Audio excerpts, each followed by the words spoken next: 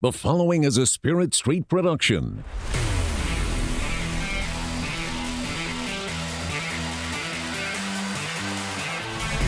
You've discovered your link to the Powercat Podcast, presented by Fridge Wholesale Liquor.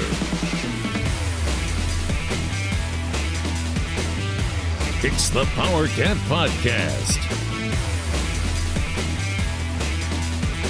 And now, let's go to the Spirit Street Studios. Here's your host, Go Powercat publisher, Tim Fitzgerald. Welcome to the Powercat Podcast, following Kansas State's fifth straight victory. The basketball team is rolling, and we are off and rolling on your weekly podcast. We were supposed to be out of town today. We were going to have a little staff retreat. We had some scheduled in Kansas City, and we decided, you know what, it's a little icy this morning. So we did not go. We instead went to Chicago for our retreat. Where everyone had salads, except me, who went to Buffalo. And we're not talking about the current Chicago, the former Chicago. Look, I had a great time at Chicago, the former Chicago. It was a great salad. But I was so looking forward to a Z-Man and fries. We were going to do a little Joe's Kansas City, and nope, got a little too slippery. Allegedly. Yeah, I think our friend Joel just wanted out of meeting us. I think we would have been fine. He doesn't love us. We were brought to you by The Fridge. They do love us, and you should love The Fridge. Get to The Fridge at the corner of this and that, and it's right there in the place. That's better than getting it wrong, I guess. Westport and Claflin. Judges? Yes, that is. We'll take it, okay? It's kind of like one of those Jeopardy answers that isn't entirely accurate, but look, we're going to give it to you. I had someone from Salina point out my problem. There is a Claflin Avenue in Salina. Thus why I keep calling it Claflin Avenue, because I grew up with that. You haven't lived in Salina for, what, 30 years? I grew up with that. Come on. And I don't know. Claflin feels like more than just a road. You want to know what I grew up with? It's a 4-lane, busy street. It's not just a road. If I can learn it in 4 years here, you can learn it. I have to, but it's not about learning. It's about unlearning it. And I'm not good at unlearning things. Same with movie rentals for me. You keep going to the Fridge to get Die Hard, don't you? Yeah. Yeah, I have that problem too, but, I just leave with a new bottle of Crown Royal every time. Probably going in there to get Mrs. Doubtfire. Yep. My wife would. That'd be exactly it. Get to the Fridge right there in that place that used to rent movies. Across from the place that Bill Snyder used to eat at all the time. I wonder if Coach Snyder still gets it. Like he doesn't, like he retired and all of his food tastes Well, just he gone. doesn't get off work at 9 o'clock at night now. He's got a normal 9 to 5 retirement job. He's got to go to Nebraska and teach them how to coach football. Fair enough. This segment is brought to you by Tanner's. We did not eat at Tanner's today. I wanted to get somewhere where people wouldn't know us as well, and then I left my credit card there. I had to go back to Chicago. Long trip, actually, from where I was at. Nuh-uh, it's just Volume HK. Yeah. But get into many Tanner's. non-sponsors I know, here. I know. Exactly. Get into Tanner's. It is a wonderful place, and we probably should have eaten lunch there, but we didn't. It's good to change things up from time to time. I know. I feel dirty. I feel like I just cheated. You need better practice cheating. Well, I think we have a point here. This podcast is off to a roaring start. How about them Cats? It's pretty amazing. Pretty Let's go Cats. Unbelievable. We're going to get into all of that. I'm sure we got some football mixed in too. And is the overtime worth the crap? Yeah, it actually is. I like the Okay. overtime this week. The overtime this week is worth a crap. Stay tuned in the third segment. Here we go. It's your first half of the Powercat Podcast, sponsored by The Fridge and Tanner's. And here is our MC, Zach. Oh, did I introduce us? Tim Fitzgerald relegates Zach Carlson. Oh, Zach. that's who it is. Like, people listening don't know. They don't. I'm Tim. That's Riley, and that's Zach. Yeah, you forgot the lower thirds there. Forget the lower thirds. The video guy. From Purple Cheese, I don't have a true basketball eye, so explain to me what makes this team's defense so special. My goodness, if you had a basketball eye, you'd have a huge head. Wow. What a defensive performance. Holy crap. You know, but he brings up a valid point. You watched when they were really clicking, West Virginia play defense, and anyone could tell why they were good. They harassed the crap out of you. We already got to delete. From the very start, they got up and down the court. It was easy to see why they were a good defensive team. They fouled you 900 times and got 30 called. This team is much more subtle, Riley. They just kind of slowly smother you. Their rotations, I almost wish we had a camera above them so you could watch when the ball moves how beautifully in unison they rotate. And nobody ever gets open unless they make a mistake, and they don't make many mistakes. They rotate, they cover, they cheat down, they cut off passing angles. It is beautiful to watch, and my compliments to Coach Weber, Coach Lowry, and all the coaches that, they're all very good defensive coaches, obviously. We can talk about the offense a little bit, but this is something we're going to miss next year because this isn't just taught. This is hardwired into the players through years. And then the newer guys come in and kind of pick it up. So when we talk in the past about why Austin Trice isn't playing, he's probably not getting the right rotations. Levi Stocker plays, he gets the right rotations. It's kind of mechanical, kind of passionless, but he's out there basically doing the right things. But when it's the main guys, the three seniors and Xavier and then one other dude, whether that's, Cartier or whomever, when they're going at it, Mauine, when it's the three seniors, Mauine and Xavier, it is gorgeous. It's unbelievable. It's flawless. It's almost art if you're a basketball person to watch them rotate.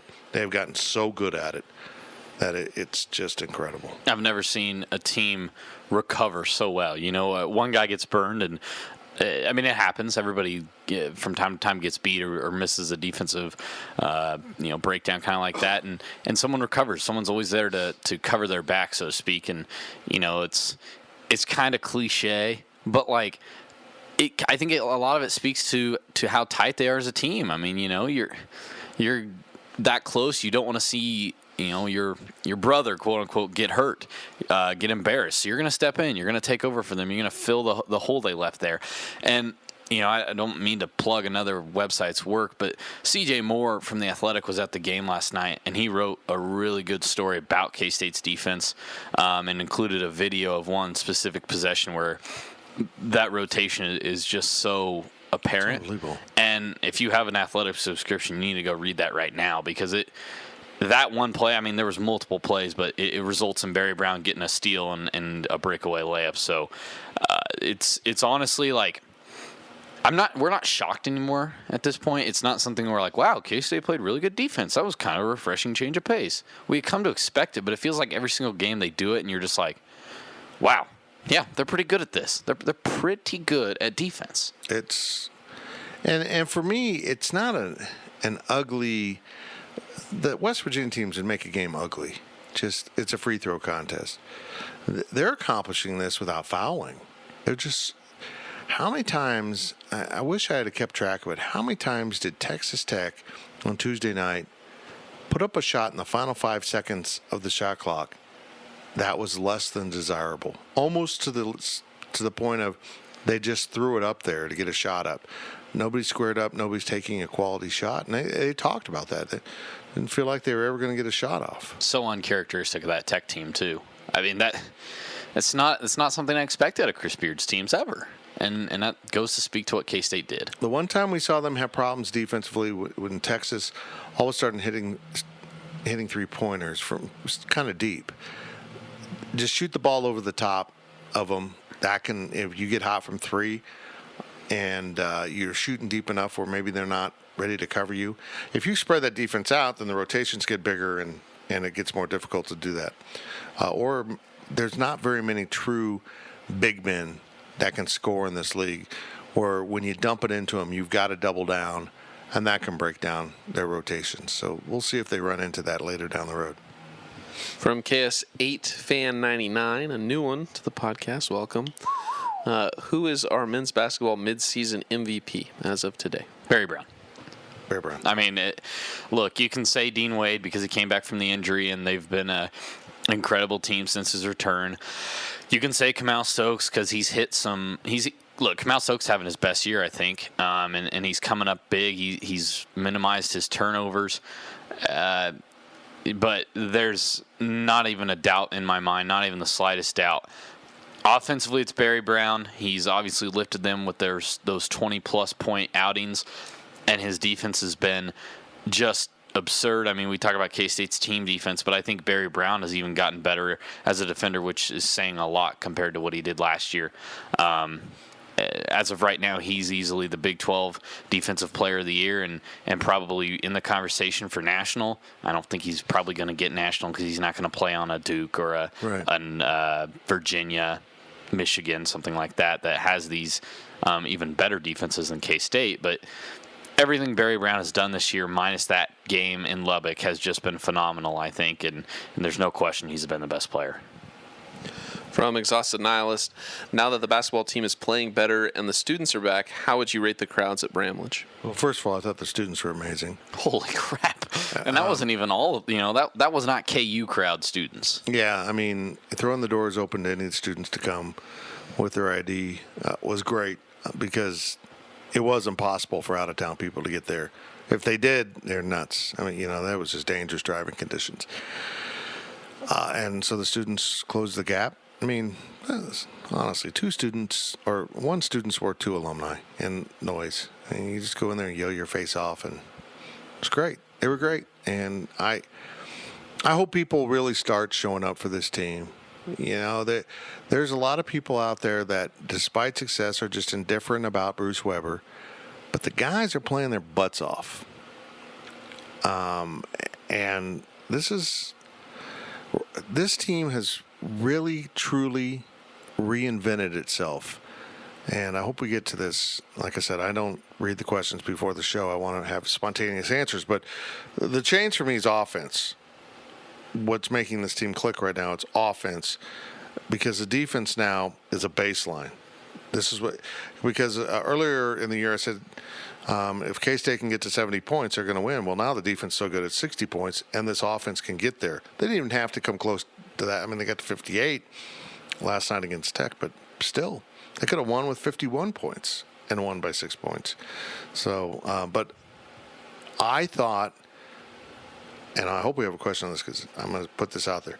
I thought last night's offense against Texas Tech was the best offensive performance I've seen from a Bruce Weber team. Not the best shooting, but how they executed their offense against an extremely good defense. I thought it was their best performance. Tech is every bit as good, if not better, over the course of the season than Kansas State defensively. They hadn't given up 45% shooting from the field this year, and K-State hung 46% on them. And I thought throughout the course of the game took really good shots because their offense got them really good shots. And that is not the Bruce Weber basketball team we saw earlier in the year or we've seen for big spans of his time at Kansas State. A lot of standing, a lot of dribbling, a lot of holding the ball instead of, passing, cutting, moving, passing it quick. They whipped that ball around and torched Texas Tech on a lot of possessions. It really makes you – I don't want to sound negative by any means, but it kind of tells me that they approached this game differently. They knew how tough it was going to be defensively, and so they said, we're going to have to move the ball around that quick. We're going to have to make good passes, take the shots when we have them, Dean.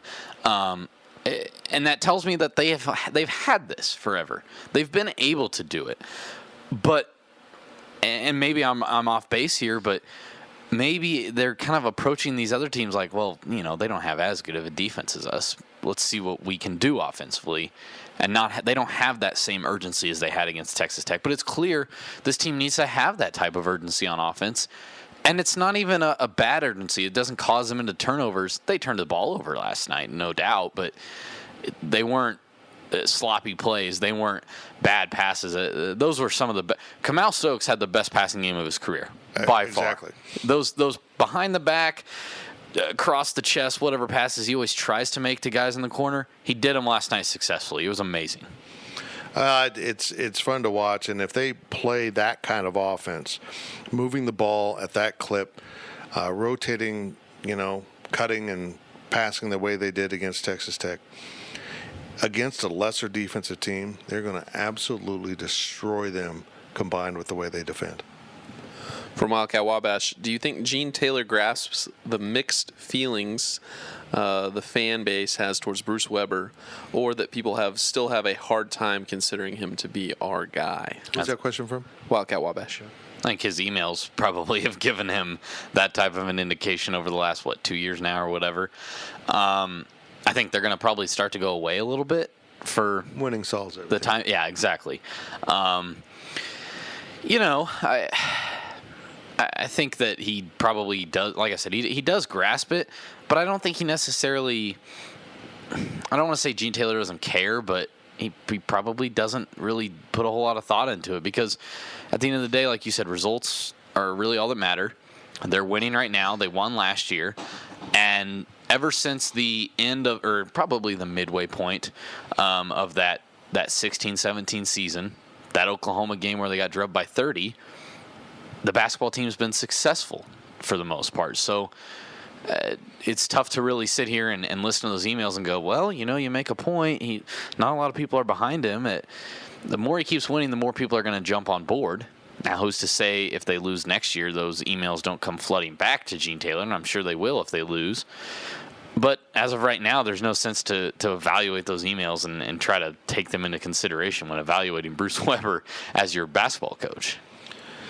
Hey, he gets it. He gets it, because one of the priorities he had in hiring a football coach was cultural fit. Who are the fans going to click with?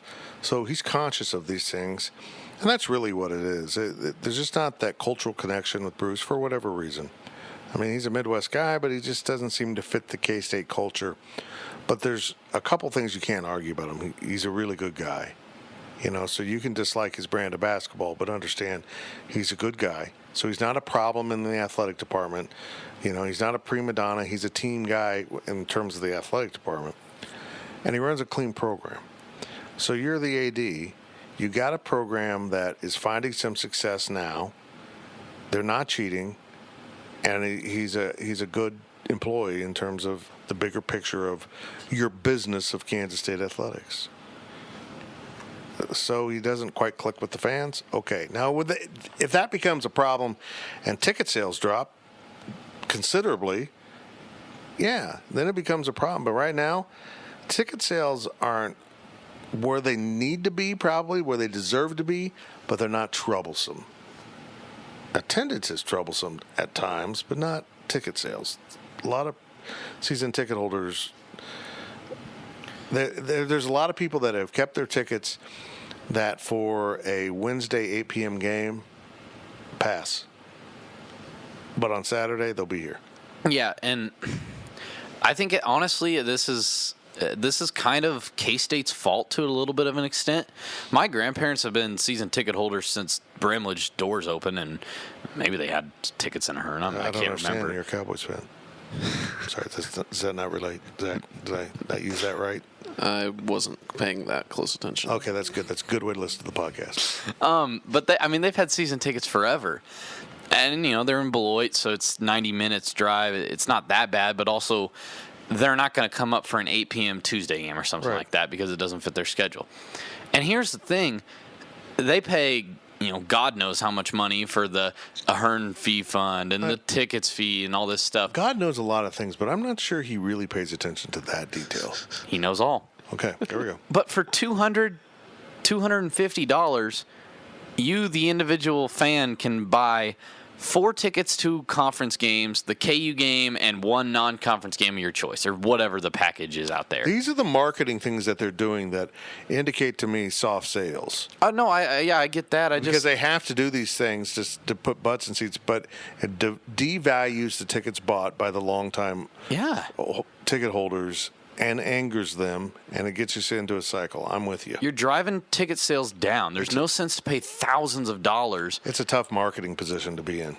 I wish they wouldn't make that $250, $300 package so nice. I mean, it's a terrific deal, and why would you buy season tickets if you have that? Nice. From Powercat Ryan, give me a case why the Cats will contend for the Big 12 and a case why they will fall back to mediocrity. Defense will keep them in every honking game. Yeah. Every game. They'll be in it, and if they get going offensively just enough, if they become a 65-point team. It's a very low bar to set. That's incredible to say. They're going to win almost every game. Yeah. With that defense. So that's why they should. The opposite argument would be Bruce Weber teams can't stay consistent. The track record. The track record, and this group did it last year. They came and went. They've done it this year. They were bad. They're back. They're really good now. Maybe they get bad again. I don't know. I feel like if they're going to do that, it's going to be coming out of the Oklahoma State game when they play Kansas, because they're going to win Saturday at Texas A&M. If they don't, oh Lord, it's not good. Not good. They're horrible. And then they'll probably win at Oklahoma State because they're currently playing. Pistol Pete is actually one of the starters. It's really hard for him to do stuff in that giant head, but they needed him, and they're out of dudes to play. He had eligibility remaining? Yes. It's so sad that the modern-day Zach could have went and tried out for Oklahoma State. Well, he didn't have eligibility remaining, but he had a gun. So they just let him. And the NCAA was like, fair play. Fair play to Pistol Pete. He's got a gun. So, they're just really depleted with their roster problems. So they should come out of that fine. They'll be coming home to play KU at the midway point of the season. If they whoop KU like they did Tech last night, there's something going on here, folks. Yeah.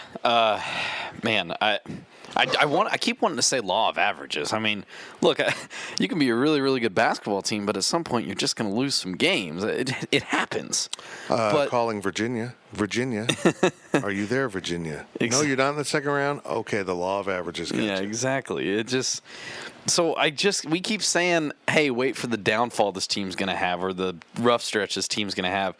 And we don't say it as a negative by any means, a dog at anybody on the team or the coaches. I think it's just us knowing basketball, and it happens. I think this is a terrific team and one that's definitely going to, like you said, be in every single game. But can you see them only losing 2 more conference games? Because that just seems like a really low number to me. It's hard for me to see anyone in this conference doing that. Yeah, because there's enough parity. Although this season, you have to look at it this way: Oklahoma State's trash now, for the most part, and West Virginia has been trash, although they're good enough to beat KU.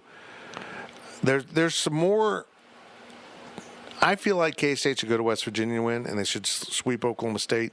There's more of that on the schedule this year than what I've seen in the past. Yes, but I also have the feeling that a team like West Virginia can have a game like they had against KU. I could see this K-State team going into Gallagher-Iba and Oklahoma State just playing out of its mind and perhaps pulling something off. I mean, and it's not, like I said, it's not a dog at K-State. That's just what happens in this conference. It's going to take an extremely hot shooting 3-point effort to knock off K-State. Yeah, I feel absolutely. like the defense is so consistent that it's going to be there. From Wizard6294, nice pin number. Based on the last 4 to 5 games, where does K-State finish in the Big 12 or the NCAA tournament? Finish in the Big 12. I'm not ready to make them champions. I don't know if I'm ready to say they're definitely going to finish second. I mean, I think they'll be right there. Third at worst. They'll be third at Top worst. 3. I would say top 2. Yeah, I think yeah. Like I said, it's just going to need to avoid that Oklahoma State a few loss weeks or ago, something like that. I didn't think K-State was going to be a top half team based on how they were playing. No, because you hate them. Now, based on how they were playing, I didn't think they were going to finish in the top half, and now we're talking top 2. So it can change, but there's been some really positive things that have come out of this. It's not just they got hot or lucky or they caught teams in the right. They have won at Iowa State and Oklahoma. It's not just about their 5-2 in the conference. They have won at 2 on the home floors of 2 of the better teams. They're done with Texas Tech, one of the better teams in the conference, and they went 1-on-1 with them. They haven't played Kansas yet, but they still haven't played Oklahoma State, and their road games are places like West Virginia, TCU, Texas, which I feel like they're going to win down there after what happened to them here. I don't know. Baylor seems to be really improving. So yeah, they are. maybe that's going to be a little more difficult, but they've cleared some serious hurdles. They're in good shape. NCAA tournament is just. That's so much. We could literally say whatever we want. Virginia was supposed to be in the Final Four. They should be a Sweet 16 team. They really should be. I would say that I would not accept anything less than that. So you're saying 4 seed? Oh, it was about seeding? Well, when you're saying a Sweet 16 team. Well, I don't think they'll be seeded that high. I don't think they'll be a 4. I think they'll be a 6. Be a 5 to a 7, yeah. You're saying based on math. They'll be considered a top 25 team and get a 6 seed. Yeah, I'd want to be a 6 seed. I tell you that. I'd much rather be a 6 than a 5. Look, a 12 always beats a 5, and a 13 always beats a 4. You don't want to be in that game. Don't. Yeah, 11 means you're probably going to get a team that is from a power conference that isn't very good. Yeah. So like USC and K-State and They snuck in. Yeah, exactly. The 10-7 line isn't awful to be on. You fall down to a 7. What I like about that 3-6 line is, 10-7 is kind of the same way. You end up with a 2 instead of a 1 seed. And 2s are very beatable. They can be. They should be this year. Yeah. From Purple Cheese, you have to bet a week's pay, KU or the field, to win the conference championship. Well, what's our week's pay? So you got a couple bucks on the line. Yeah, I only got like $50. You have $50 and a sack of Twizzlers on the line. Maybe a free lunch. I'm still going with KU, guys. K-State can show me whatever they want to show me until KU doesn't win it. First of all, I'd never make this bet because I would pick KU, and I'm not going to bet on KU. Fair. So, you got to until they lose. The way I see this it, year feels different, though. I know we say that every single year, but guys. it's real this year. Last year, Bill Self had his worst team ever. This is his worst team ever. This is not a great basketball team. They're pulling out victories left and right. And, guys, I'm going to say it. I almost wonder if they weren't KU, if they'd be losing a lot of these games. I'm just going to put it out there. I feel like a call here and there in every game happens for KU. And we haven't calculated that in. That Kansas State might roll into Allen Fieldhouse and get speed throughout a game with obvious calls that go uncalled. Look, KU gets way too many calls And just UFOs because are they're real. KU. Elvis didn't die.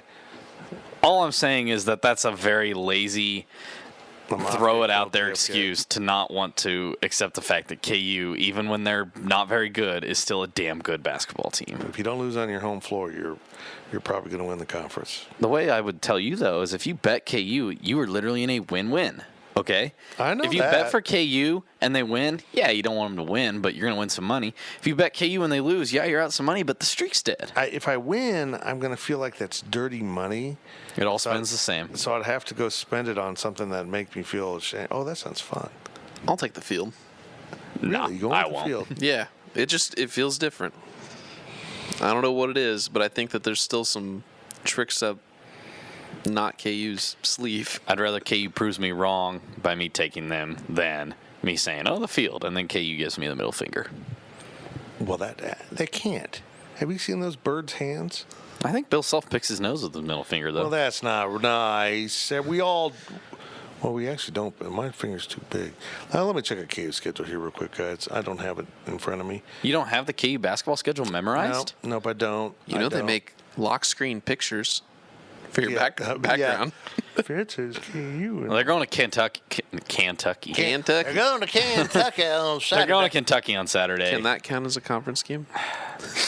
Honestly, man, I feel like Kentucky and KU are two. Did you say Kentucky again? Did I? He's like Kentucky. He cannot Damn stop it. you. Damn it. I feel like they're the same two teams. Really, really good, but have their flaws. Okay, guys, coming out of the Big 12 SEC Challenge, when K-State has their off week, their midweek off game, Kansas goes to Texas on Tuesday. When? They almost lost at home to them. Okay. And Texas Tech goes to Kansas on the Saturday that K-State plays at Oklahoma State. Very interesting. We'll see. We'll see how things play out. If they lose one of those two, a lot changes. And if they win both of them, I think it's pretty definitive.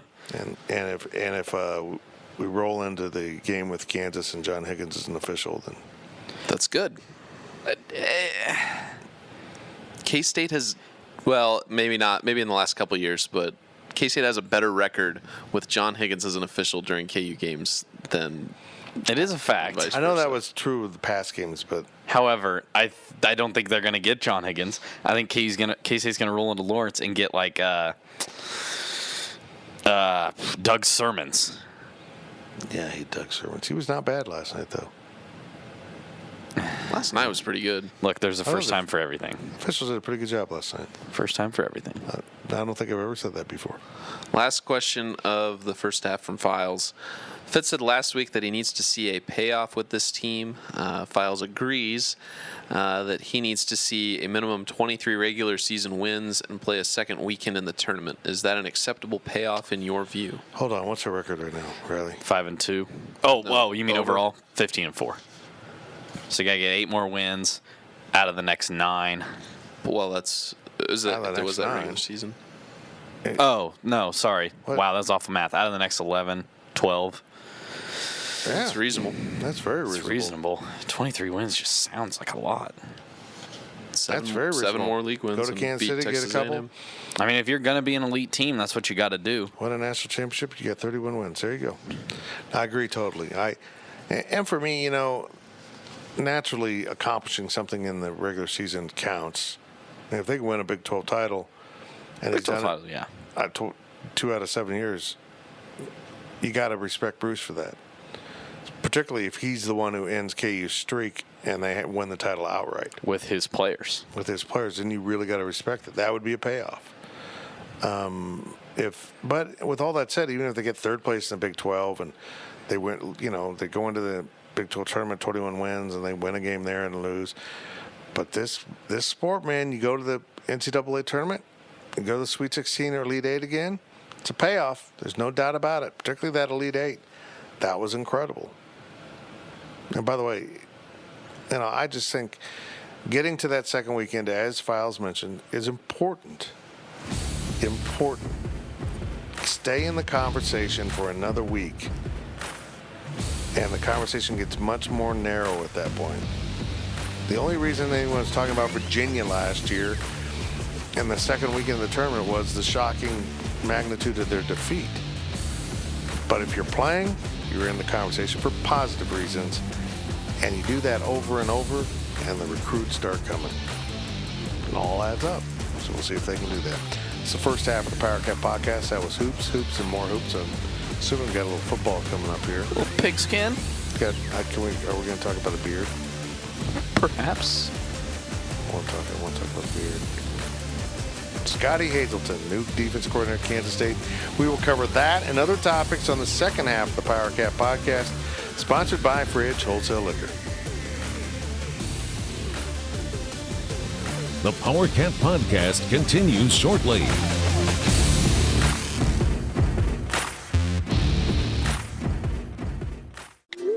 I'm trying to get a group text in on what everybody wants on the liquor store run, but my phone keeps autocorrecting liquor store to the fridge. A fridge or the fridge? The fridge. It just did it again. Well, the fridge is more than just a liquor store. The fridge has over 3,000 wines in stock, the area's largest selection of spirits and craft beers. Plus, they're back-to-back winners of Beverage Dynamics Retailer of the Year. Oh, I get it. Wow, smartphone. Autocorrect your next liquor store visit to the Fridge Wholesale Liquor, 1150 Westport in Manhattan. Online at fridgeliquor.com. For more than 20 years, there's only been one reliable source for exclusive and unmatched premium K-State sports news content. It's GoPowercat.com. The tradition continues as Tim Fitzgerald, D. Scott Fritchen, and the other Go Powercat sports experts continue their relentless coverage of K-State sports. So make sure you're subscribing to the one and only Go Powercat. Hey, K-State fans, it's time to come home to GoPowercat.com.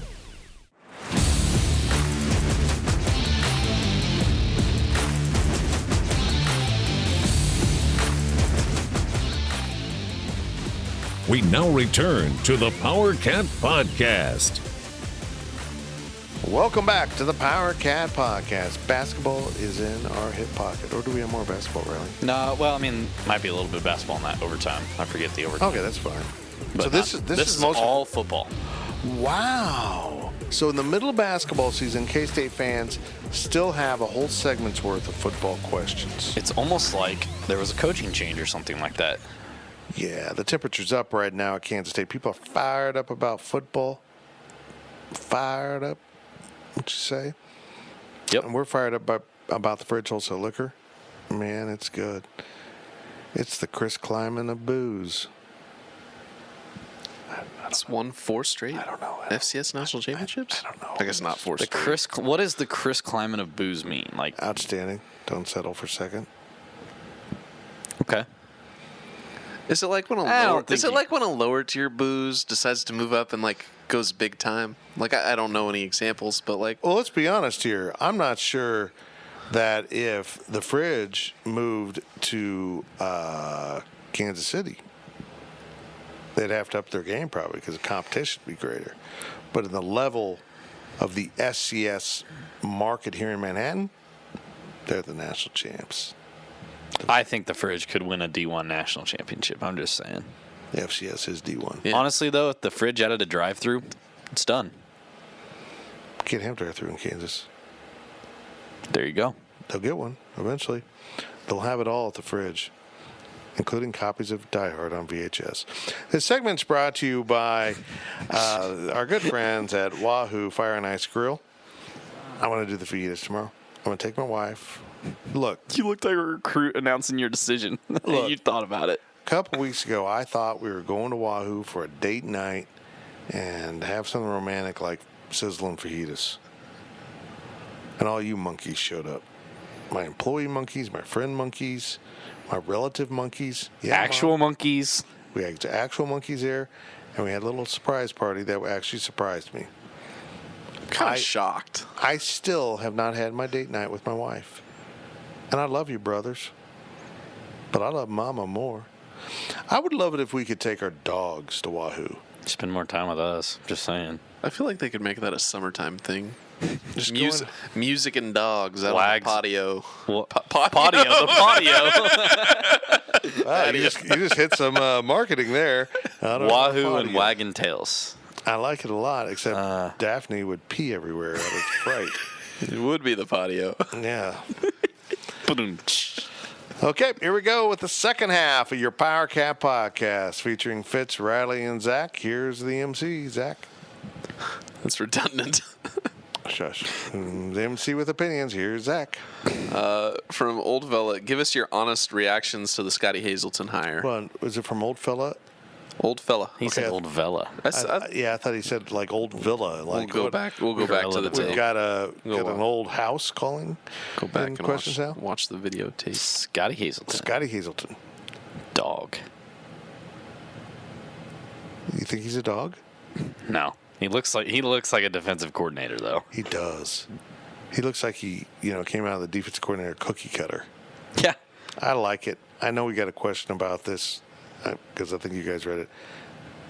This should have been the guy. I didn't understand the Monachino hire, and now I really don't understand it. Yeah, we're gonna get into that, but I like it. I think it's a good hire. He knows college offenses. He knows the system. He runs a system with which Klieman and Blake Seiler and the other coaches are going to be comfortable in. It just makes sense. It feels like a kind of guy that can help Kansas State win a lot of football games. And I was so uncertain about Ted Monachino because being an NFL guy, not understanding college schemes as well, and not having a loyalty to stay in the college game. Because when the NFL called, he ran. Man, he sprinted out of college football. I didn't like the hire. It's the only thing, you can nitpick here and there, but it was the only glaring thing with Klieman that I kind of questioned him on. Why did you hire this guy? It didn't feel right from the start, and it proved not to be right. He got it right this time. yeah, and it It feels a lot like how we said earlier in the podcast that Chris Klieman is a fit at K-State, and that was important to Gene Taylor when he hired him. Didn't feel like Ted Monachino was that fit, but it feels like Scottie Hazelton is that fit. It feels like he belongs at Kansas State, and it was just a matter of time, a matter of the phone call, and now they got it done. If he leaves prematurely, within a year or two, there's probably about a 63% chance it's because I ran into him and I started petting his beard. And he just packed up and left. Thing's fantastic. They had to trim it for his photo. They didn't do a very good job. They just kind of chopped it off. I would argue they did a pretty good job. It looks fresh. It's like at a corner. Look, you're never going to see it that. You're never going to see it. You're saying they photoshopped it? They just drew a box around it and deleted close, it. Man. It's like the scissors on Snapchat. They just drew it. It almost looks like they realized they needed to trim it, so they took him over to the paper cutter and had him place his beard down and just whacked off the end of it. My goodness. There you go. Now you look good. Level cut. From Wizard, what can we expect out of our new defensive coordinator? I laughed so hard because I tweeted out Ross Uglum's analysis of the Scottie Hazelton defense, which, by the way, is incredible. It's very good. You should go read it. And if you're a subscriber, you got to read it. If you're not a subscriber, well, that's why you need to be. Subscribe and then read it. It's amazing. But one of the because it showed up on social media, the thumbnail on our tweet was one of the drawings of the defensive schemes that he's probably going to run, and someone replied and said, I see a defensive back just 5 yards off the line of scrimmage. Clearly this is a mistake. That was funny, I thought. And I think it kind of says a lot. I think we're going to see this defense be really aggressive and get after it. I feel like, look, you don't become a top 20 defense in the country at a school like Wyoming if you don't know what you're doing. You don't know. You don't get like that if you don't know how to draw up defenses, how to utilize your talent to the best of the abilities. And I think it says a lot that he's been able to get some talented players into Wyoming despite having a program that struggles a lot. The fact that he's able to field such a good defense when probably they're on the field quite a lot. I'm going to be honest. I haven't watched a lot of Wyoming football. Shocker, I know. But I think it's going to be a defense that's going to attack. It's going to be aggressive and has been what K-State fans have wanted to see for years. And yet it's going to be very similar to what they've been running. They're just going to be in more of an attack mode out of that. The thing that struck me, I think the biggest difference is K-State's spent a lot of time in the 4-2-5 and the nickel with 5 defensive backs. And the nickel back has been basically a starter on this defense for a number of years. And he points out that they will use a third linebacker, but they will convert someone to linebacker. And it sounded like a role absolutely perfect for Eli Walker. A safety that should be a linebacker. Didn't we talk about that under Bill Snyder? Who's actually, that kind of morphed guy that can go cover, but yet is playing a linebacker position. You're going to see that. I think it lends itself well. I think you'll see a little more nickel than maybe what Hazelton has used in the past because it's the Big 12. You just got to. You can't let a converted guy end up trying to cover a slot receiver. And Jalen Hurts at quarterback. Yeah. So I think, though, they're going to crowd the line a little bit better. Ross brought up the bend but don't break, but I think when you talk bend but don't break, for most defenses, you're talking about one thing. What we saw under Tom Hayes in Kansas State was a whole nother thing. They literally, they just gave in until you got on the short field, and then you couldn't run your offense. It was just painful to watch. From Cat in a Trap, another new one. Welcome. Such a great name. I feel bad about that cat. I almost read it wrong. I almost read it Katina Trap, and then I remembered. You want my honesty here? Yeah. That's how I read it. When I just put it together, I was like, what in the world? What's your name? I'm Katina Trap. Such a weird name for a K-State message board. Or it's Katina Rap. Could make a bunch of things here. He or she is curious as to why Klieman didn't hire Hazelton for the first time around if he was such a rising star. What did Monachino offer that Hazelton didn't? I have a theory, and I don't know if this is true or not, but my theory, Chris Klieman got the North Dakota State job as defensive coordinator there under Craig Bohl, because Craig Bohl took a chance on him.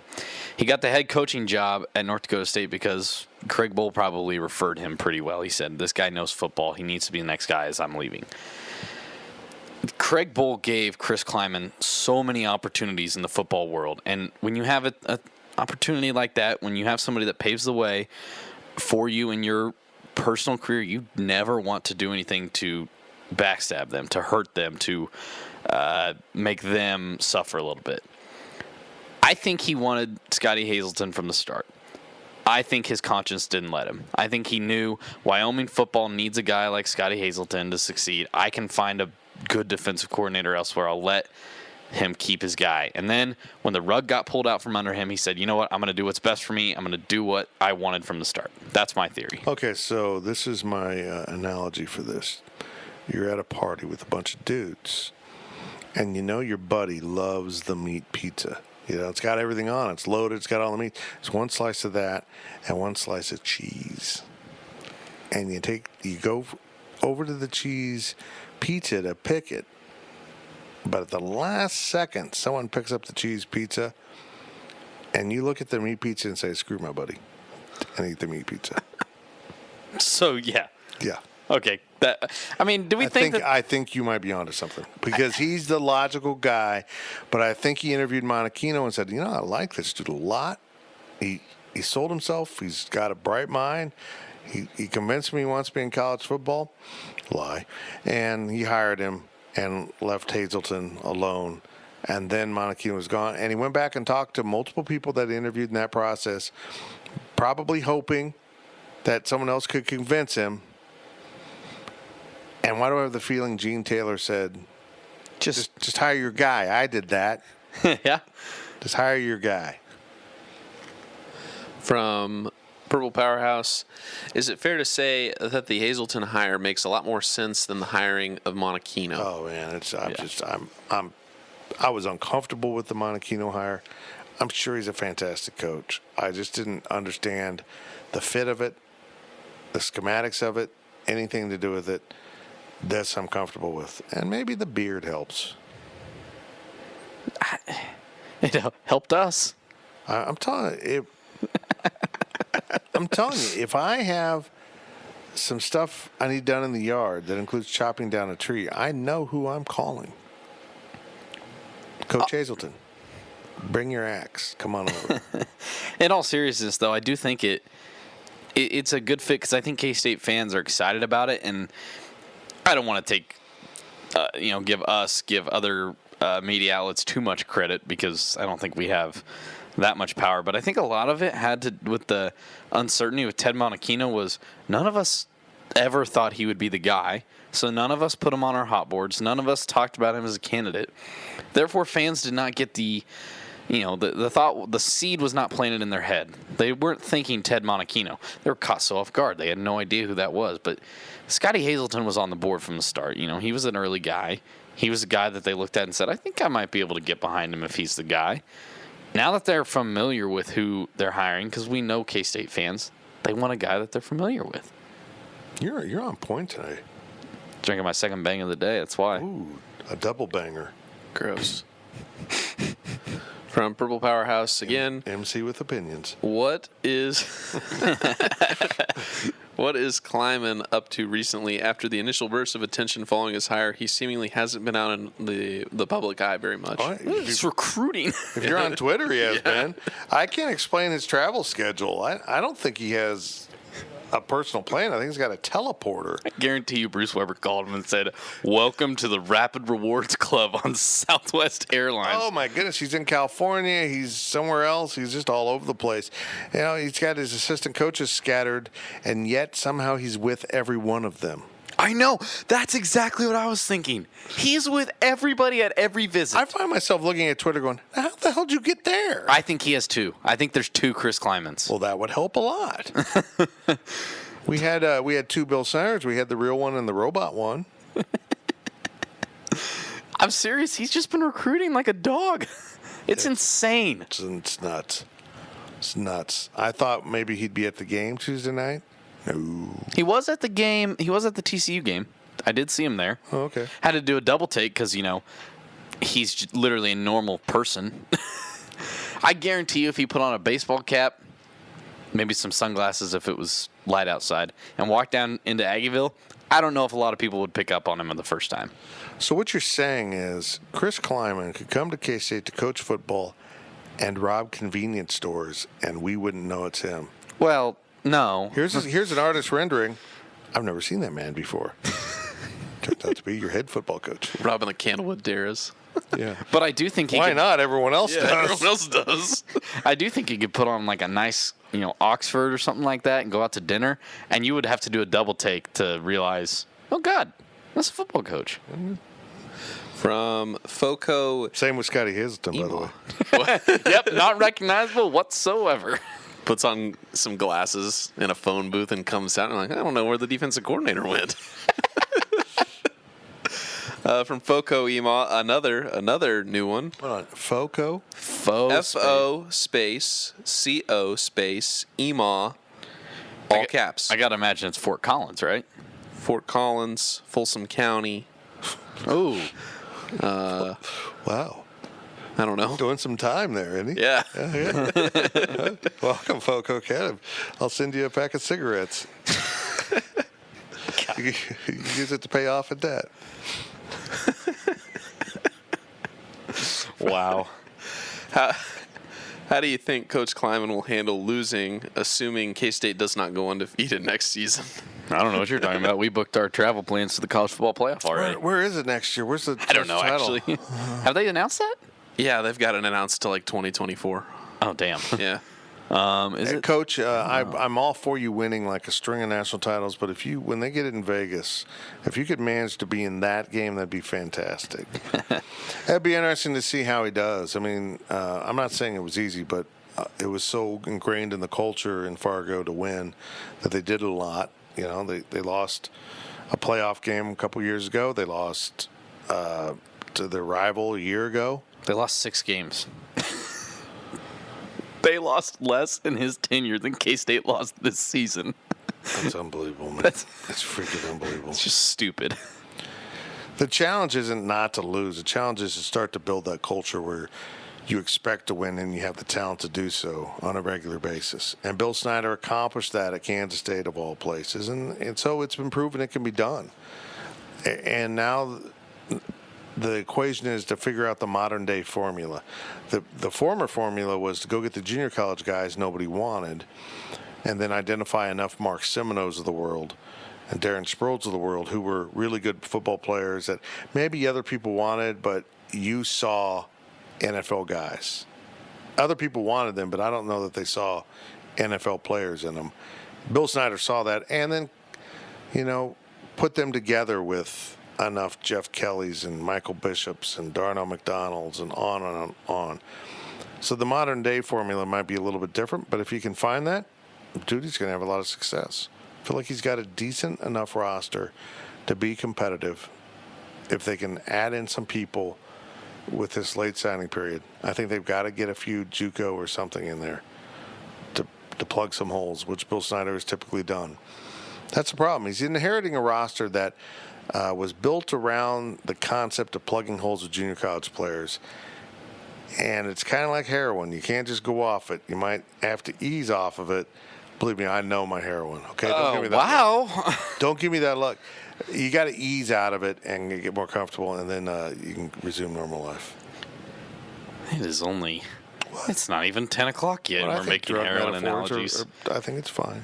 Okay. We're going to have to put a little parental advisory at the beginning, talking about hard drugs on the podcast. Already had to take out a cuss word earlier. Look, I think if you're listening to a podcast sponsored by a liquor store, the parental advisory is there. Okay, I'm going to have an aside here. So my friend Kelly in Vegas was on the Drinking Bros podcast. I'd never heard of the Drinking Bros The podcast. Drinking Bros. Yeah, it's a gambling podcast, from what I can tell. But they drink? they're sponsored by a coffee company, but they don't drink. I mean, I'm sure they do. Maybe they are drinking on the show. I don't know that. What they do exceptionally well is curse. Oh. They are so good at it. I feel like sailors are like, we can't listen to this. This is awful. Interesting. It was amazing, which is perfect for Kelly because she's also into the cursory arts. Yeah. Cursory. You say it like it's a class at Hogwarts. I don't know. Just what I came up with.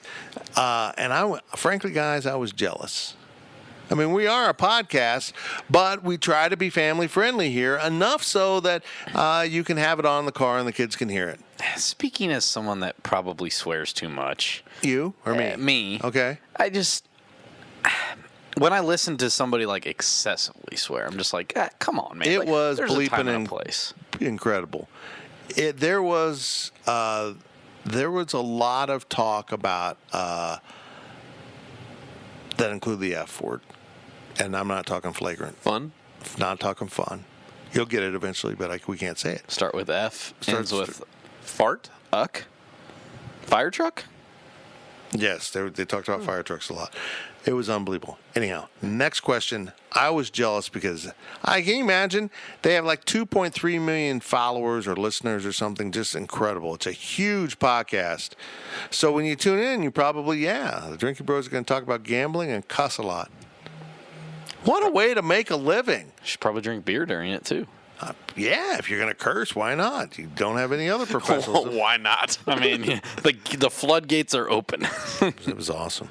From Wildcat Wabash, it's being reported that running back Tyler Burns has rejoined the football team. How big is that for our running back depth, and why do you think he left and then came back? Well, he hated Bill Snyder. Yeah.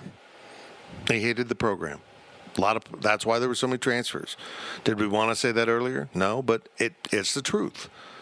It was not pleasant to play football at Kansas State. You should be able to play football and understand that you're going to work your butt off. And you're going to work a lot of hours. Your conditioning's going to be hellish, but you should at the end of the day enjoy it. And over, we kept hearing from people, it's not fun. Just not fun. It's just he left. And I brought that up early on. I wonder if he'll come back. So this is good to hear. Good. I mean, obviously, I don't have much more to say other than it's obviously good to have him in the running back depth because this is a position that needs it. And I think that Gilbert is a really nice transfer, but at the end of the day, he's a transfer from Ball State. And I think Harry Trotter is a really talented player. I've seen, holy crap, by the way, probably the strongest kid on this team. Guy's a workhorse in the weight room. Are you sure he's not magic? I'm sure. Sure he's not just like lifting with his magic wand? Yes. He's not Harry Potter. It's Harry Trotter. Oh, I get confused. So depth is depth at the end of the day. If he doesn't take a snap, he doesn't take a snap. If he's the starting running back, then clearly it was a nice addition. If he was a starting running back, he should have never quit. I mean, and we still hear rumors of Mike McCoy's trying to get eligible, or cleared. Well, I don't think that's ever going to happen. Yeah. But if they must have something they feel confident about if they're not going out to get a junior college guy because from the outside looking in, they need a junior college running back. And, I mean, those guys are out there. Think of William Powell. That guy wasn't even an offer. He walked on and boom, played. Powell played for the NFL, in the NFL. So they're out there. You can go find them. I don't know. That'd be really good news. I like the Burns family. From Cornelio, with the emphasis Coach Klieman and his coaching staff have put on the Kansas City metro area already, could you see one of our upcoming non-conference football games being moved to Arrowhead in the near future? We get Vandy in 2020 and Stanford in 2021. No. It'd be stupid. No. The only thing I can see them doing is if they would add another game, which I don't see them doing. Right. You need the games in Manhattan for the athletic department. You make more money. And honestly, I think there's a real understanding how important it is to the community. And for your football team. You're not going to have the same type of environment at Arrowhead. The only way you move a game is if it's a Big 12 home game, and I don't see them doing it. Like, did any of these people go to the Iowa State games that were played in Arrowhead? I watched them on TV. Yeah. They weren't. You're not getting great. 80,000 fans tomahawk chopping at a K-State game. No. It was friendly almost. It wasn't a football environment. Well, K-State and Iowa State's Well, always friendly. then K-State blocks an extra point. That wasn't friendly at all. How dare they? How dare you do that? We're agricultural buddies, and now they hate K-State. No, I don't see it. I just don't see it anymore, and I just am intrigued by the idea that neutral site games are trash. Go play home and homes. I don't like it at all. I think Oklahoma and Texas have a real advantage that they don't have to go to the other school. Yeah. But they can fill up 80,000 on the road. From ContraCat KS96, are the junior recruit videos a one-off, and was it verboten previously to catch recruits at the football offices? Verboten? I had to look that word up, by the way. I did too. I thought he had a typo. It's like, I've never heard of that word in my life. German? Look, Yeah. I'll be honest with you guys. Yeah. We tried something new. No, let's back up. Yeah, it was. Yeah. Oh, yeah, that one. Yeah. Yes. Yeah. Oh, yeah. There's a lot of things every other site like us around the country can do that we were not allowed to do. And nothing makes me more angry than in this business, we have NCAA rules we need to observe. We can't be part of the recruiting process. We can't do the bidding of the coaches. We can't get involved in that way. We're not supposed to. But once a university cuts a kid loose and he walks out the front door of the complex, he's no longer on his recruiting visit, and you can talk to him. But we were not allowed to do that. They got mad if we even tried to call them while they were still in town, maybe waiting at the airport. The control, these are the little things that just wore people out. That's not a rule. That's your rule. I mean, that's not an NCAA thing. So, no, you guys went out, hit a home run with it, and just happened to snag the DC coming in. Some video guy said, I'm going to put my camera up right now just in case, like, J-Lo gets out of the car or 20 years ago, yeah. Still. But anyhow, yeah, and there he was. Relaxed rules. So he thinks right now. And hopefully knock on wood. It's not relaxed rules. It's just rules. How other places operate. And we said, hey, why not? Let's see how this goes. Trying to do some new things, trying to do some fun things. Would have had more one-on-ones if the D coordinator showed up. Scottie Hazelton just had to get hired. We're out of here. I called Ryan Wallace and I said, we made the executive decision to go back to the office and call it a day on the recruiting front. He was like, yep, He's okay. like, good call. It's quite the day. Also from ContraCat KS96, this is the last question of the second half. I hate to be that guy, but has Sean Snyder's role had any clarity in the last couple of weeks? Well, yeah, he's now director of football operations, so he's back to what basically he was doing for Ron Prince and earlier in his father's tenure. I mean, he's coordinating travel and, Meals. All the things that Bill Snyder said, Sean, quote-unquote, runs the program, he was doing that with the title special teams coordinator. Well, actually, it's less than that because he did have administrative roles where he helped schedule meetings and things like that, and he did a lot of that lately, and Hank Jacobs is now taking that. He's director of football administration. He's in charge of those things, so it's even a lesser role. It's interesting to me. I mean, I'm just interesting. I will say it's probably the type of job that we expected Sean Snyder to have. It's a little bit more, actually. Really? So we'll see how it plays out. We'll see if it's an ongoing thing or what. But I don't know. It's going to be very intriguing. And he kind of seems like he's out of place in the photo. Like, what am I doing with these people? I know I'm not out of place. I'm sitting in my office. Hey, look, if you're listening to the Powercat Podcast, you're not a subscriber to GoPowercat.com, just hang on, man. Just hang on. I know you instinctively you're like, but Fitz, I want to go subscribe right now. Don't do it. Just hold on. If you've been with us through this podcast, through the first two halves, you deserve to know this. We've got a big time special coming up a little bit later in the month. And we're already late in the month. So you don't have to wait that long. Right? What's the date? What's the date? Today's 23rd. And you will not have long. Well, it's going to be a double layered thing. It's like back to the pizza metaphor. You know, the large pizzas are going to be on a really good sale price, but for a certain amount of time, you'll get an extra large. I think it's more than an extra large. The metaphor just went up. How about you just stay tuned to the website and you'll find out how many pizzas we're going to give you. That's true. That made sense. Or if I go to Little Caesars and I decide I want a hot and ready. Oh, my God. And then they give me a whole bunch of other hot and readies. Hey, look, I'm telling you what. If you're listening to the podcast, you know we are hot and ready. Hey, and we're building a studio here in the office. Now I'm hungry. I know. And not for Little Caesars, though. I'll just say it's not going well. The construction crew ran into... I've kind of felt like that dude that designed the Titanic and said, I swear it was going to float. So we're kind of having to start over back here. Yeah, I ran into a little, but there were two sister ships. I don't know. And we're going to get that fixed. But we got some great content coming from Go Powercat.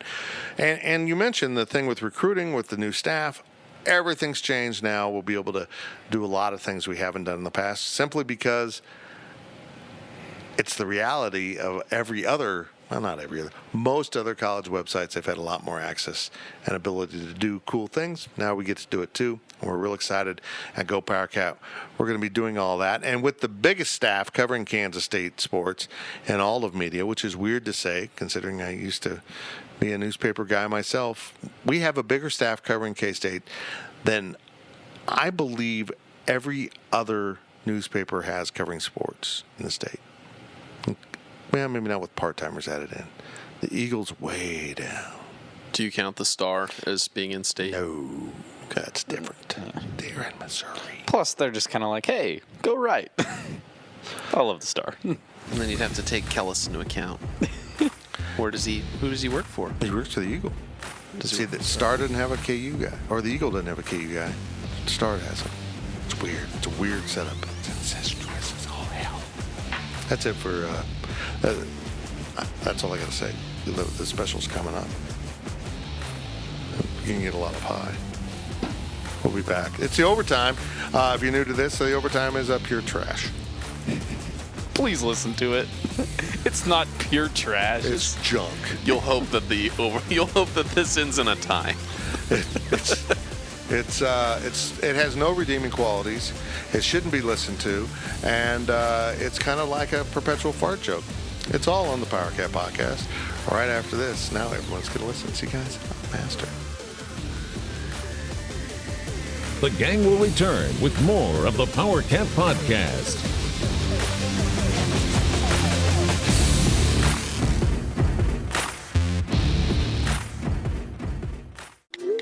I'm trying to get a group text in on what everybody wants on the liquor store run, but my phone keeps autocorrecting liquor store to the fridge. A fridge or the fridge? The fridge. It just did it again. Well, the fridge is more than just a liquor store. The fridge has over 3,000 wines in stock, the area's largest selection of spirits and craft beers. Plus, they're back-to-back winners of Beverage Dynamics Retailer of the Year. Oh, I get it. Wow. Smartphone. Autocorrect your next liquor store visit to the Fridge Wholesale Liquor, 1150 Westport in Manhattan. Online at fridgeliquor.com. For more than 20 years, there's only been one reliable source for exclusive and unmatched premium K-State sports news content. It's GoPowercat.com. The tradition continues as Tim Fitzgerald, D. Scott Fritchen, and the other Go Powercat sports experts continue their relentless coverage of K-State sports. So make sure you're subscribing to the one and only Go Powercat. Hey, K-State fans, it's time to come home to GoPowercat.com.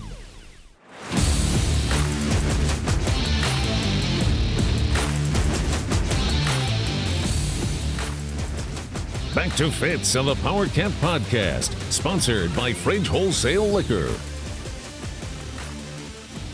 Welcome back to the Powercat Podcast. First half's done, second half's done. Now we're in the third half. Wait, okay, look. I didn't do all that well in math. It wasn't my strong suit.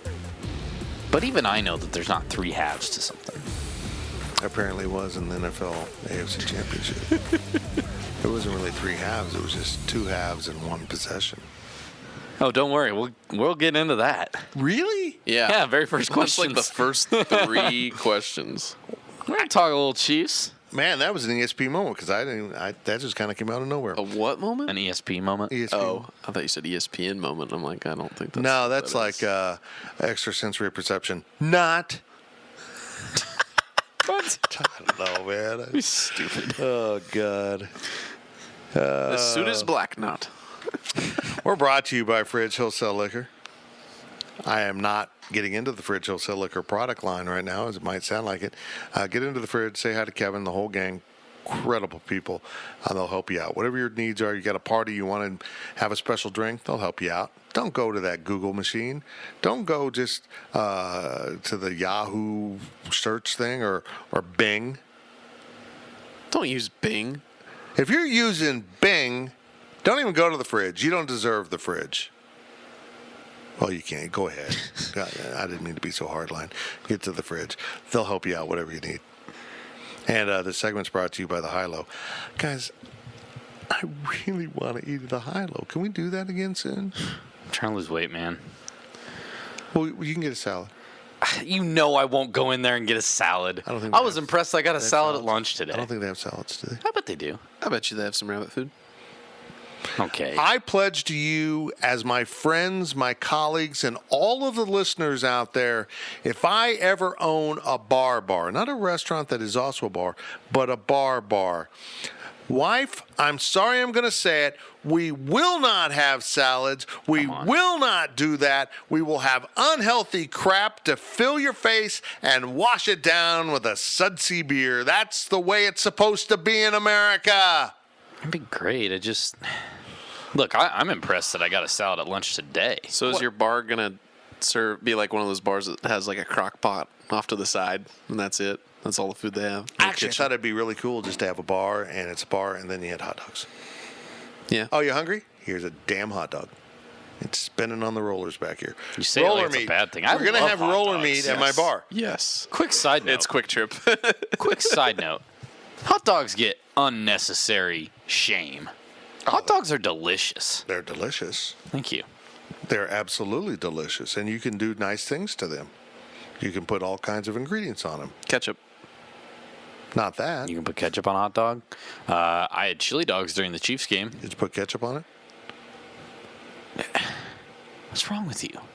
That's the way I feel about regular hot dogs. No, that I mean, oh my God. You don't put ketchup with chili. You don't put ketchup on a hot dog. That's the whole. Doesn't matter what else is on accompanying the hot dog. The ketchup shouldn't be there. Hey, by the way, if you were listening to the second half, remember how I ended and I told you this segment's total trash? We were off to that kind of start. I hope some people just fast forward to this segment. Dude, not gonna lie. I've had people tell me they do. When I wasn't on the podcast, when it was Wally and Brett and you, that's what I would do. Plus, we had it all dressed up with all the dings and bells and whistles and files. Asked the question with the X-Files music. It was just beautiful. It was a wonderful thing. I feel like we should bring that back. It was more of for a him. production. It took a lot of time to do it. All I'm saying is, like, I know we don't want to get into that Pandora's box, but I feel like Files deserves his own music. I think it'd be funny. Bang! Hey, we are the Powercat Podcast. Get into the high-low. They're our segment sponsor for this nonsense segment, and there's nothing nonsensical about the high-low. They have pizza that's amazing because it's AJ's. They have burgers that are amazing, and you can go in there and play Milwaukee Roulette, which has nothing to do with a guy with a funny accent and a gun. It is about getting beer out of a machine. Roulette. Yeah, no, I get that. The man with a funky mustache. What? I just Accent. Oh, accent, sorry. Oh, good Lord. Yeah, Zach's off his game today. Man, I'm pretty bad. Folks, I'm just trying to do a show here, and Zach's over here. That's not right, man. Hey, Coach Mo, what's up? Hey guys, I got nothing to do this time of year now. I dropped by the podcast, talk a little football. Okay, I'm done. Hey, Oh, no. Look, get into the high-low and play some Milwaukee roulette. If you don't know what it is, you pay X amount of dollars. $3. Unless they've bumped it. I don't think so. I just couldn't remember. And they push a button on an old Pepsi machine. Yep. And out comes a beer. And sometimes and I'm telling you what, here's the clincher of the game. If you get a beer and you don't like it, they force you to drink it. Sometimes you get a Boulevard Wheat in a can. Sometimes you get a Busch Light. Oh, I've gotten worse than Busch Light, man. There's some doorman named Teddy with gauges in his ears that'll come out and get really mean with you. I don't know. Is that the face he makes? I don't know. Is that a real person? Wait, is I don't there think actually? so. If there is, that was incredible because I don't know. We didn't mean that as an insult. I don't go to the high-low enough. Anyhow, not to believe. Off we go. It's the overtime of the Powercat Podcast, sponsored by Fridge Wholesale Liquor. They supplied the liquor for Aggieville, most of Aggieville, and certainly all our sponsors. You should supply it for your face. From KSU number 1, do you have any thoughts on the officiating in the AFC Championship? It was trash. No, look. It didn't cost him the game, though. No, at the end of the day, D Ford lining up offsides cost him the game. But I come to the end of the thing like this. I'm like, well, thank God we're not the Saints. Yeah. Yeah. I couldn't live with that, what happened to the Saints. There's missed calls and bang, bang. I watched that live and I go, oh, my God. People also want to ignore the fact that there were some penalties that did, in fact, go the Saints' way in overtime, though. But that's aside.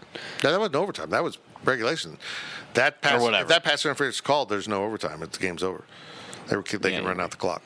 Look, the most notable flag in the Chiefs game was that roughing the passer that the Chiefs got on them for slapping Tom Brady on the shoulder pad. I mean, that's what it was. Yeah, but they hit him on the shoulder pad. And it was an interception and probably would have shut down the game. But No, this is a different play. Wasn't it? No. The D Ford was the interception. Yeah. The roughing the passer was when they just smacked him. That's ridiculous. I understand. Well, no, there was an interception then. That was the D Ford offsides. No, these are two different penalties. The offside, D Ford's offsides. That was at the very end. And the roughing the passer are two different flags. I'm aware of that, but D Ford offset, they wiped out an interception. Yeah, and the roughing the passer also did, and then they threw out an interception two plays later, right? I don't care. All I was getting at was, yes, that's an atrocious call because it's clearly protecting Tom Brady. That's what it was. Because worse happened just a little bit earlier to Patrick Mahomes. Exactly. And I get it. The Patriots get calls, like KU gets calls, like everybody else that has big names get calls. But the officiating was not the cause of the Chiefs' loss, and it's a very lazy excuse if you're going to blame the officiating. Look, I'm a Chiefs fan. Always have been, always will. End of the game, end of the story. Chiefs defense sucked. Yep. That's what cost them the game. And they're finally moving to fix it. They need to spend this draft on it. We'll see. It's there. Everything's in place. I feel like this is the season the Royals went to the World Series, and they kind of snuck in there, and you realized, despite all the flaws, they made it to the World Series. And then the next year, they kind of fixed their flaws and got back. I feel like that's the position the Chiefs are in. Chiefs fans won't like me for saying this. You can blame the overtime rules all you want, but if you just get 1 third down stop, you're going to have a chance. Look, I agree with that, but I feel like it took something like this, because this never happened in a game of this magnitude. There'd never been. Are we sure about that? In this era of this overtime style. Okay. I think it took something like this to maybe have the NFL go, this isn't right. Everyone should have a possession. I agree. I could have sworn before the Saints overtime that the ref said that both teams will have the opportunity to possess the ball. As long as the touchdown's not scored. Well, Mike Piera and Dean Blandino and all these officiating gurus are coming on the TV as overtime starts, and they're all like, this is a whole new game. This is a different setup. And I'm like, okay, what's the setup? And they put the rules on the TV, and I go, that's the same rules as the regular season. Except it's 15 minutes. Yeah, I mean. Yeah. That's what I meant. Yeah. It's stupid. They made it sound like it was different. And that the game will not end in a tie. Yeah. You know, big shocker in the playoffs. We're going to play a second overtime. The Super Bowl features 3 teams this year. Hey, and I don't know if this is in there. Are you in favor of a version of the college overtime to be applied to the NFL? You got to start at the 50 or something like that. That's why I think college needs a backup. I think college is too close. You're starting in field goal range. I watched the Cowboys rookie kicker kick a 63-yard field goal this year.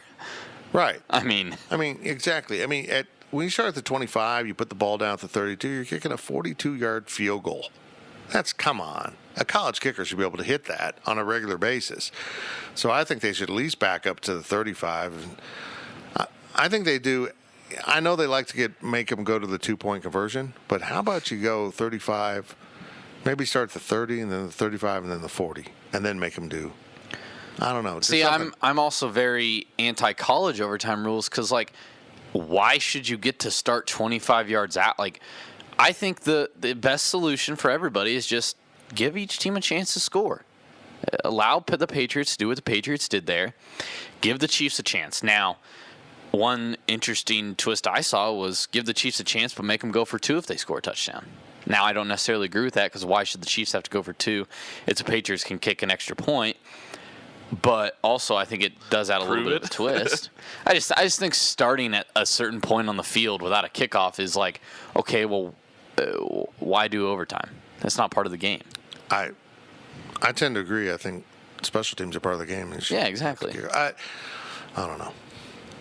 I would go with knife fight at the 50, but I'm not sure that's going to happen. Field goal shootout? Oh, God, no.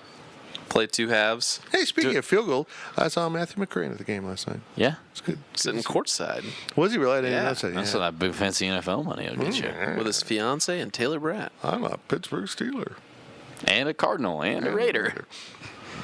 Good dude, though. From Solly43, where would you rank Tom Brady all-time amongst quarterbacks? Number 1. He's the greatest to ever play the game. Probably is. And I'd be shocked if anybody ever knocks him off. And if you want to say he's a system quarterback, if you want to say he's only good because Bill Belichick is the greatest coach of all time, that's a garbage argument. Because then you're trying to say things like, oh, well, Michael Bishop was only really good because Bill Snyder was a great coach. Or Patrick Mahomes is always only what he is because Andy Reid is really good with quarterbacks. I mean, you can't just say that someone's only what they are because of a coach. And I saw somebody on the boards, I'm not trying to call him out, I just saw a post on the boards that said, well, Tom Brady was a 7th-round pick. He's clearly not the greatest of all time. What? What's that got to do with anything? He won tons of Super Bowls as a 7th-round pick. I feel like Tom Brady has a better understanding of the mathematics, when to go for the big play and when to just pick up the first down. Yeah. He won. He didn't win in overtime because he hit the big play. He won because he went to the most logical, high-value passing opportunity on 3rd down. First down, you get to start again. 3rd down, get another first down. You get to keep going. And so many offenses, and this falls on offensive coordinators too, but I think Tom Brady has such a good grasp of it. It's 3rd and 8. I'm going for it all. And they roll the dice, and they lose that, and then they end up losing the game. He kept picking up first downs. I feel like that's what he does really well. And he's always had this long string of possession receivers, you want to call them that, including Gronkowski, that I'm going to throw it here, and we're going to just keep perpetuating drives, perpetuating possessions, and kind of smother and choke the life out of the opposition. He's a brilliant quarterback. I don't like him. He kisses his father on the lips, open mouth.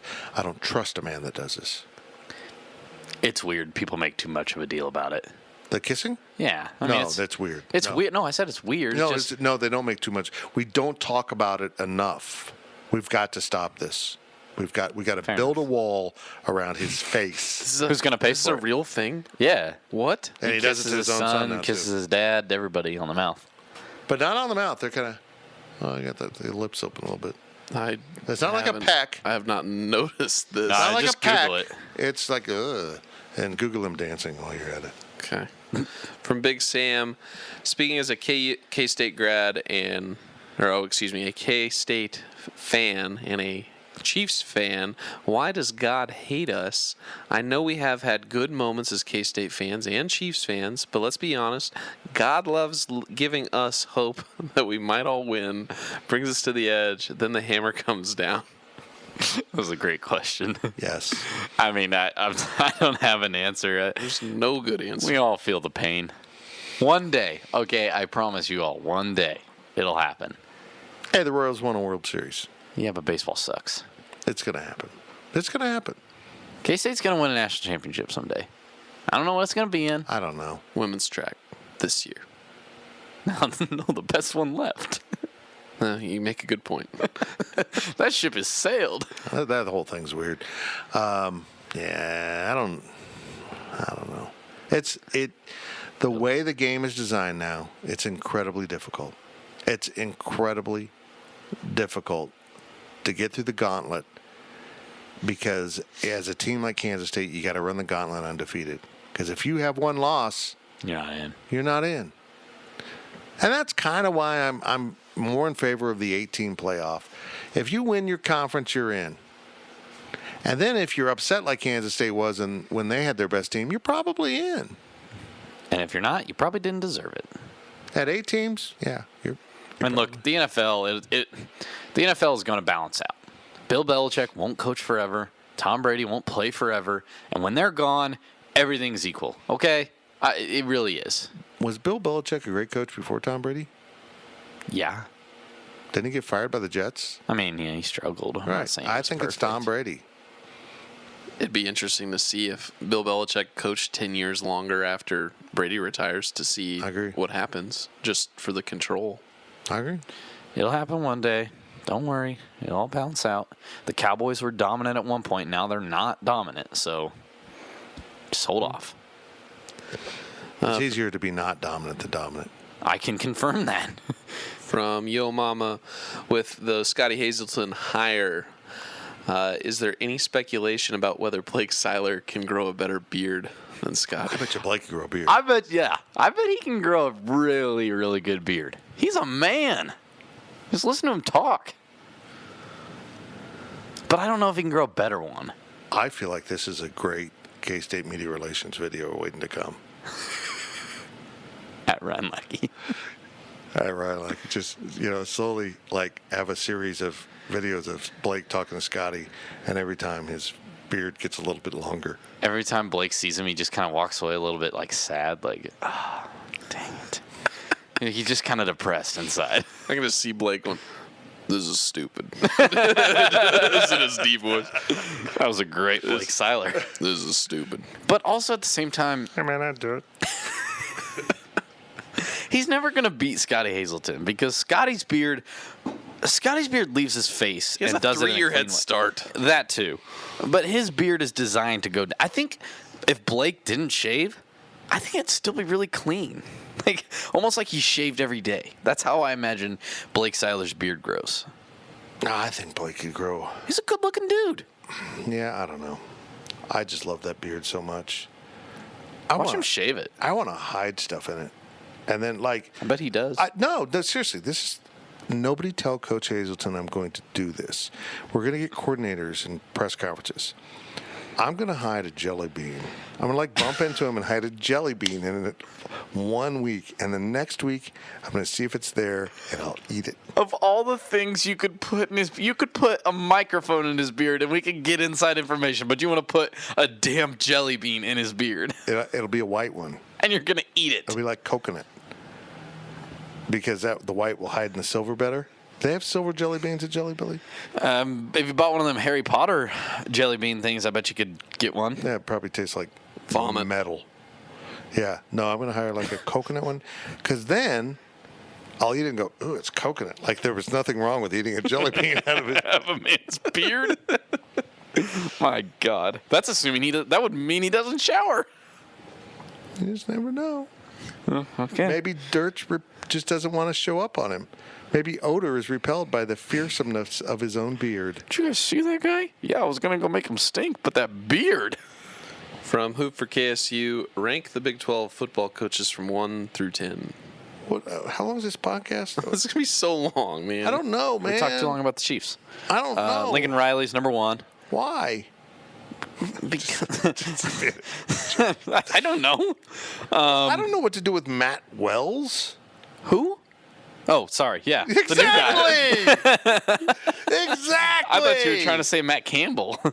Ask us after next season. Yeah, we got too many new coaches. We got too many moving pieces here. I mean, I think there's a solidified top 3, though, in Lincoln Riley, Tom Herman, and Matt Campbell. Well, and I feel like it's not fair to put Les Miles in the top 10. I feel like he's clearly not in the top 10 coaches in the Big 12. He's a criminal.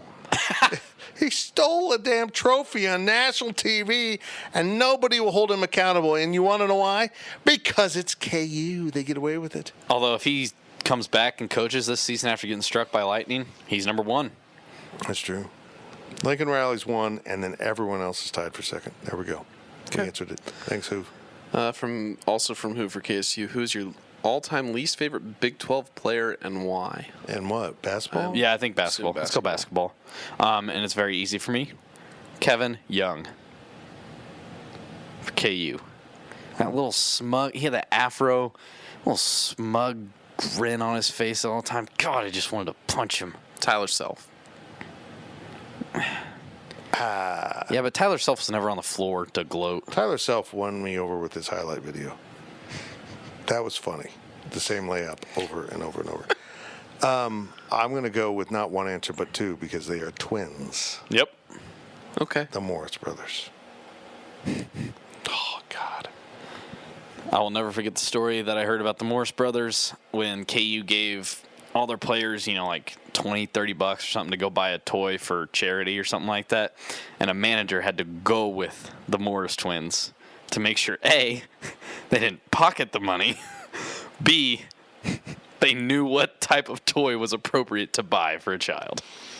Probably a BB gun. Damn. From Cornelio, is it wrong for a person to hit the Olive Garden and then devour their endless salad and breadsticks on the cheap? Just asking for a friend. They sell soup as a part of that package, too. Who is this question This is from Cornelio. Now, can you buy? Yeah, you can buy the soup salad breadsticks. It's cheaper than everything else on the menu. The game has changed now. I didn't know you could do that. $6, $7, $8. Something. Screw it. I'll do that. It's a perfect Lent meal right there.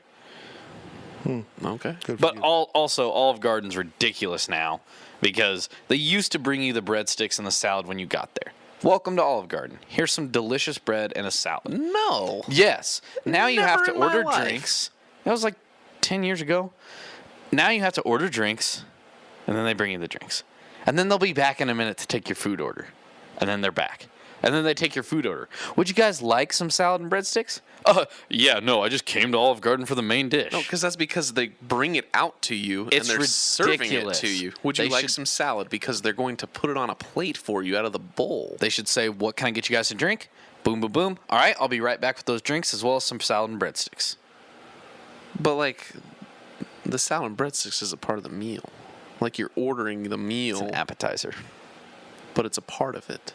And why are you pointing at us? Just watch this discussion go on. I'm just saying I've never been to Olive Garden and been sit down and they're it's like a Mexican restaurant. Here's the breadsticks and salad, like we're a Mexican restaurant. I have had it before. Olive Garden's trash. Don't eat there. Okay, never mind. Fair enough. Fitz is out of the conversation.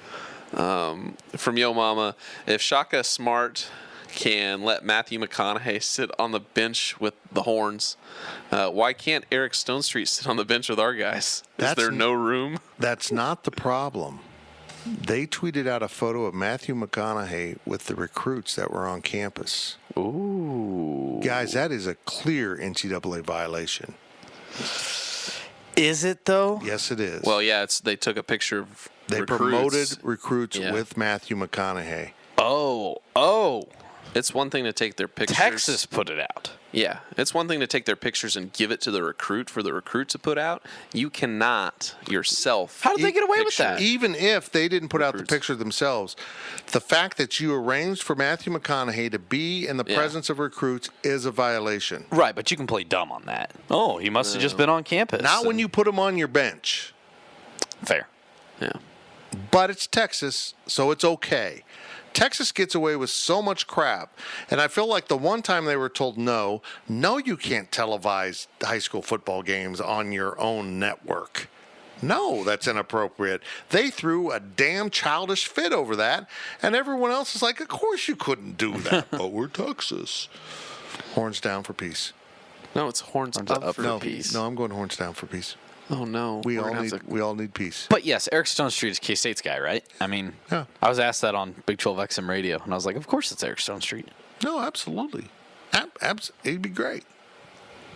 It'd be fun. We should have him do that. But he should do it as Fizbo. I was about to say. come on, guys. It's awesome. Or you could put him courtside across the court from the bench. Dressed as Fizbo, but not cheering, just dead face serious, like watching a game like a member of the media in Fizbo the Clown. He was Put in him the on front press row row. at Kansas City at the Sprint Center. Yeah. Either that he or it was was. a damn lookalike. Might have been a lookalike. He waved at us, so I think it was him. Okay. From Jim Cat, Bill Snyder has been quiet since retirement. Do you think he will ever come out with a comment? My suggestion is an extended interview with D. Scott. They always seem to get along well. Scottie. Scottie. There's a new Scottie in town. Oh. No. That's how they should Hey, have marketed it. maybe. I think he's just laying low right now. I don't know. It's tough to tell with Coach. You know what? And Coach doesn't probably want to take away the limelight from the new coach. If I know him, he's like, no. I mean, particularly now in recruiting, just let him do his thing. Maybe in the spring, maybe. I don't know. Maybe Over the summer. when the season starts, August-ish. Coach, how weird is it right now? We'll see. It'd be really cool, though. If anybody's going to get that, it's going to be D. Scott, okay? I'd hope so. From KSU Grad 05, and I think that this is the last sort of there's a bunch of stuff in here. This is like the last official question. So I hold on. This is the last question, but yet I have to think a lot. No, you don't have to think a lot. It I just should have to come read very a lot. easy. It'll be easy. Okay, here we go. So he says, I don't feel like I can take you guys seriously. When you say Whataburger is the best there is, you're joking, right? Please tell me you're at least getting advertising money for saying it. Who's asking this? This is Satan? KSU Grad 05. Satan? Cannot confirm And we just lost a subscriber. Or deny. You guys called me Satan. Oh, yeah. Well, is he offering any alternatives to what? Yeah, like we'll get there. We got some. But that's the like the question's first not question. done. Yeah. First off, KSU Grad 05, if that's your real name. If that's your real graduation year, huh? No, we do not get paid. This is all true feelings that we have. If you want to look at our receipts when we go on work trips, I think that'll tell you. It's the best burger out there. Period. End of story. I wouldn't go that far, but I Okay, will say best that I fast will food say burger, I will whatever. say that I love Whataburger very much, and I do not appreciate the slander on it. You know what? You don't tell me what I like, and I won't tell you what you like. I like Whataburger in my face. You want it in your I mouth. Though. I don't care if people say it's not the best. That's true. you're I'd like entitled to Whataburger your- stuffed in my nose. That's how. And then I'd. You're entitled to your opinion, but to Just on say that on a it's drip from a bag. to say that it's nothing special than Sonic, McDonald's, Burger King Oh, that's is not- ignorant. No, it's not. It's special. You know, and I get it if you like In-N-Out. I mean, that's fine. That's good. It's a good burger, too. Some of you like Brahms. I don't get it, but good for you. Some people like Spangles or Five Guys. Five Guys is an excellent burger. We got Five Guys in Manhattan. I might go get some Five Guys after this if we get done with this podcast. You are hardcore stepping on some questions here. I might just get. There's some other good burgers out there. My personal preference is Whataburger, and maybe part of it is the simple fact we don't have Whataburger in the area, so it's special when I get to have it. Let's do this. Okay, so this is a restaurant rapid fire round. Here we go. Chick-fil-A or Slim Chickens? Chick-fil-A. Chick-fil-A. KFC or Popeyes? Popeyes. What? Buffalo Wild Wings or Buffalo Wings and Rings? I've never heard of that place in my life. I'm sorry, I didn't proofread that question, but Buffalo Wild Wings. I've Yeah, never Wild heard of the Wings. second one. Okay, how about we'll change it? Buffalo Wild Wings or Wingstop? Wingstop. I don't know. It's tough. I think that, I don't like Buffalo Wild Wings. I think that Wild Wings has the better sauce, but as far as wing quality and overall meal, I think you get a better deal at Wingstop. Plus, the ranch is better at Wingstop. I feel like Buffalo Wild Wings is a sports bar for people that aren't cool. I'm going to go like 5149 Wingstop. Okay. Yeah, Wings. Yeah, I'll go Wingstop. Texas Roadhouse or Longhorn? Texas Longhorn. Roadhouse.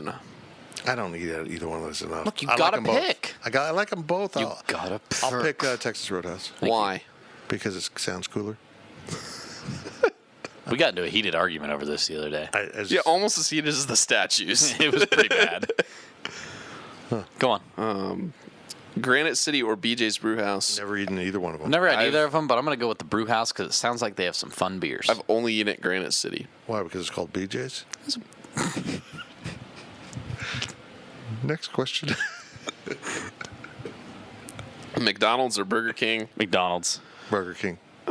McDonald's in 2019. Burger King needs to step their game up. Taco Bell or Fuzzy's Taco Shop, which is apples and oranges, but Come on, Fuzzy's. man. Fuzzy's. That's not fair.